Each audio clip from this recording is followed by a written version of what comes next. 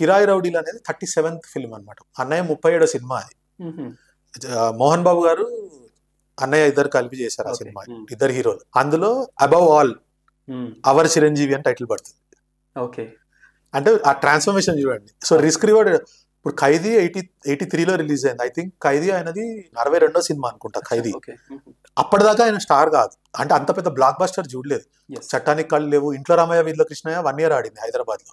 అలాంటి సినిమాలు ఉన్నాయి. 100 days, 365 days ఆడింది ఇంట్లో రామయ్య వీధిలో కృష్ణయ్య. కానీ ఒక చిరంజీవి అనే ఒక వ్యక్తిని నెక్స్ట్ లీగ్ లో తీసుకెళ్లి కూర్చోబెట్టిన సినిమా ఖైదీయే మనకి. అది 62nd ఫిలిం. ఓకే, అంటే 61 సినిమాల పాటు ఆయన ఇప్పుడు కూడా చేస్తున్నారు. 156కి 165కి 175కి కూడా ఆయన అలాగే కష్టపడతారు. బట్ టిల్ 62nd ఫిల్మ్ ఆయన ఎంత పేషెన్స్ తోటి ఉన్నారు. ఎలా ఆయన ఇన్స్పైర్ చేస్తారు అందరినీ అంటే ఇదే. ఇప్పుడు నాలాంటి వాళ్ళు సినిమా ఫీల్డ్కి వచ్చి ఎట్లా అనుకుంటే ఆయన హీరో అయ్యి కనపడ్డారు కాబట్టి నోటీస్ అయ్యారు.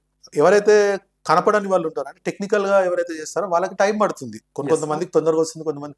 ఎలా ఆయన ఇన్స్పైర్ చేస్తారో అంటే అన్నన్ని రోజులు, అన్నన్ని ఏళ్ళు, అన్నన్ని నెలలు కాన్స్టెంట్ గా కష్టపడుతూ ఆయన నోటీస్ అవ్వకుంటూ ఒక్కొక్క స్టెప్ ఎక్కుకుంటూ అలా రావడం అంటే ఇట్స్ నాట్ ఎ జోక్.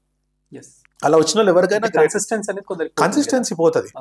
ఇప్పుడు మనం మాట్లాడుకున్నట్టు ఓవర్ పీరియడ్ ఆఫ్ టైము రకరకాల కారణాల వల్ల కొంతమంది పక్కకి వెళ్ళిపోయిన వాళ్ళు ఉన్నారు, వెనక్కి వెళ్ళిపోయిన వాళ్ళు, మన వల్ల కాదని వెళ్ళిపోయిన వాళ్ళు ఉన్నారు, రకరకాలు ఉన్నాయి. బట్ ఈయనకి ఏంటంటే ఆ ఫోకస్ ఉంది ఎప్పటికైనా నంబర్ వన్ ఆ స్థానానికి ఆయన గురి పెట్టారు. అర్జునుడి లాగా గురి పెట్టి అర్జునుడి లాగానే కొట్టారు ఆయన దానికి.